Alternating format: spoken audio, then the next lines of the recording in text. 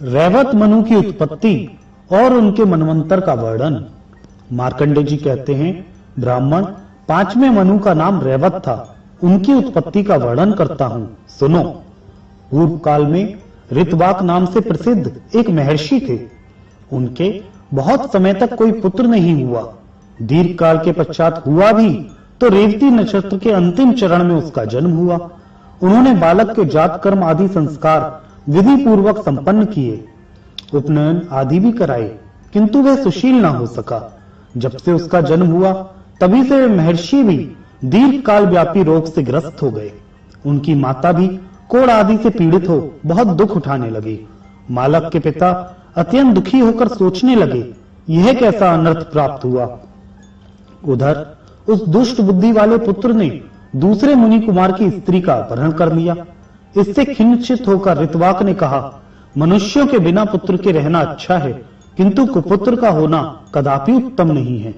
कुपुत्र तो पिता माता के हृदय को सदा ही सालता रहता है और स्वर्ग में गए हुए पितरों को भी नरक में गिरा देता है। वह ना तो केवल माता पिता को दुख देने के लिए ही होता है, उस पापात्मा पुत्र को जन्म को धिक्कार है।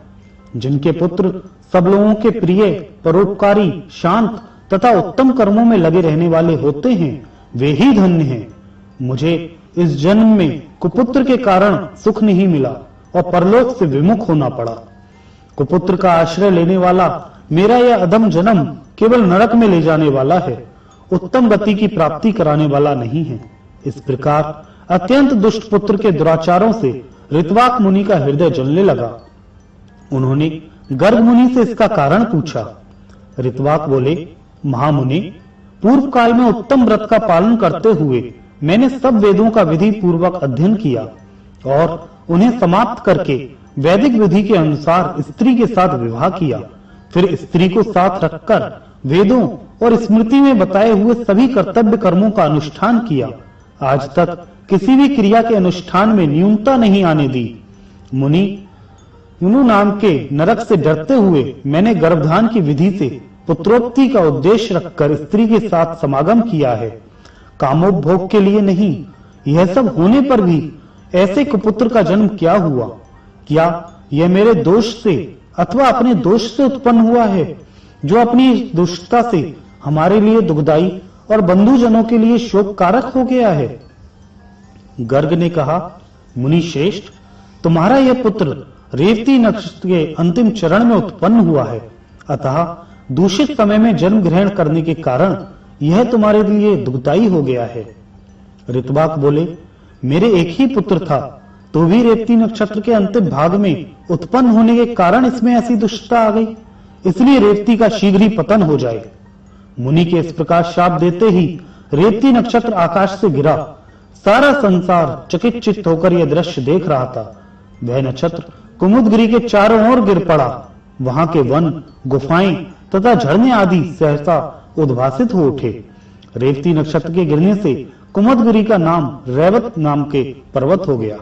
उस नक्षत्र की जो कांति थी वह कमल मंडित सरोवर के रूप में प्रकट हुई। उस समय उस सरोवर से एक अत्यंत सुंदरी कन्या का प्रादुर्भाव हुआ। वह रेवती की कांति से प्रकट हुई थी, इसलिए प्रमुच मुनि ने उसे देखकर उसका नाम रेवती रख दिया। वह उनके आश्रम के पास ही प्रकट हुई थी, इसलिए वे ही पिता की भांति उसका पालन पोषण करने लगे। जब कन्या यौवनावस्था में पदार्पण कर चुकी, तब प्रमुच मुनि उनके लिए योग्य वर पूछने के विचार से अग्निशाला में गए। उनके प्रश्न करने पर अग्निदेव ने उत्तर दिया, इस कन्या के स्वामी राजा दुर्गम होंगे, जो महाबली, महापराक्रमी, प्रिय वक्ता और धर्मवत्सल हैं। इस बीच में मृग्या के प्रसंग से राजा दुर्गम मुनि के आश्रम पर आ पहुंचे। वे प्रियवत के वंश में उत्पन्न अत्यंत बलवान और पराक्रमी थे। उनके पिता का नाम विक्रमशील था और वे कालिंदी के गर्भ से उत्पन्न हुए थे।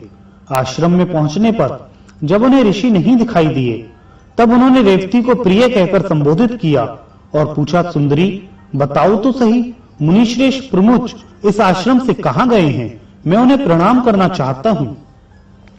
मुनि अग्निशाला में बैठे हुए थे। वहीं से राजा का वार्तालाप और प्रिय संबोधन सुनकर वे तुरंत ही बाहर निकले। उन्होंने देखा राजोचित चिन्हों से युक्त महात्मा राजा दुर्गम विनीत भाव से सामने खड़े हैं। उन्हें देखकर मुनि ने गौतम नामक शिष्य से कहा, गौतम, इन महाराज के लिए अर्घ लाओ। राजा अर्घ स्वीकार करके जब आसन पर विराजमान हुए तब महामुनि प्रमुख ने स्वागत पूर्वक पूछा, राजन, आपके घर, सेना, खजाना, मित्र, भृत्य, मंत्री तथा शरीर की कुशल तो है ना? राजा ने कहा, सुब्रत, आपकी कृपा से मेरे यहाँ सब कुशल से है, कहीं भी कुशल का अभाव नहीं है। ऋषि बोले, राजन, मेरे यहाँ एक कन्या है, इसके लिए वर ढूंढने की इच्छा से मैंने अग्निदेव से पूछा था, इसका पति कौन होगा? अग्निदेव ने कहा, राजा दुर्गम ही इसके स्वामी होंगे, इसलिए अब आप मेरी दी हुई इस कन्या को ग्रहण करें। आपने भी प्रिय कहकर इसको संबोधित किया है, अतः अब क्यों विचार करते हैं? मुनि की बात सुनकर राजा दुर्गम मौन रह गए। तब महर्षि प्रमुख अपनी कन्या का वैवाहिक कार्य संपन्न करने को उद्यत हुए। अपने विवाह के लिए पिता को उद्यत देख कन्या ने विनय से मस्तक झुकाकर कहा, पिताजी, यदि आपके मुझ पर प्रेम है तो कृपा करके मेरा विवाह रेवती नक्षत्र में ही कीजिए। ऋषि बोले, भद्रे, ऋत्वाक नाम से विख्यात तपस्वी मुनि ने रेवती नक्षत्र का क्रोध करके उसे नक्षत्र मंडल से नीचे गिरा दिया है। कन्या ने कहा, पिताजी, क्या ऋत्वाक मुनि ने ही ऐसी तपस्या की है, आपने नहीं? यदि आप भी तपस्वी हैं तो रेवती नक्षत्र को पुनः आकाश में स्थापित कीजिए। आप उसी नक्षत्र में मेरा विवाह क्यों नहीं करते? ऋषि बोले, भद्रे, तेरा कल्याण हो, अब तू प्रसन्न हो जा, मैं तेरे लिए रेवती नक्षत्र को पुनः चंद्रमा के मार्ग में स्थापित करता हूँ। तदंतर महामुनि प्रमुख ने अपनी तपस्या के प्रभाव से रेवती नक्षत्र को पुनः पहले की ही भांति चंद्रमा मंडल से संयुक्त कर दिया। फिर उसी नक्षत्र में वैदिक मंत्रों का उच्चारण करते हुए कन्या का विधि पूर्वक विवाह किया और प्रसन्न होकर अपने जमाता से कहा, राजन, बताइए मैं इस विवाह में दहेज के रूप में आपको क्या दूं? मेरी तपस्या अप्रतिहित है, मैं आपको दुर्लभ वस्तु भी दे सकता हूँ। राजा ने कहा, मुने, मेरा जन्म स्वयंभू मनु के वंश में हुआ है, अतः मैं आपकी कृपा से ऐसा पुत्र चाहता हूँ जो मनवंतर का स्वामी हो। ऋषि बोले, राजन, तुम्हारी ये कामना पूर्ण होगी।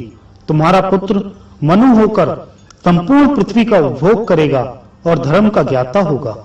तब राजा उस स्त्री को साथ ले अपने नगर को चले गए।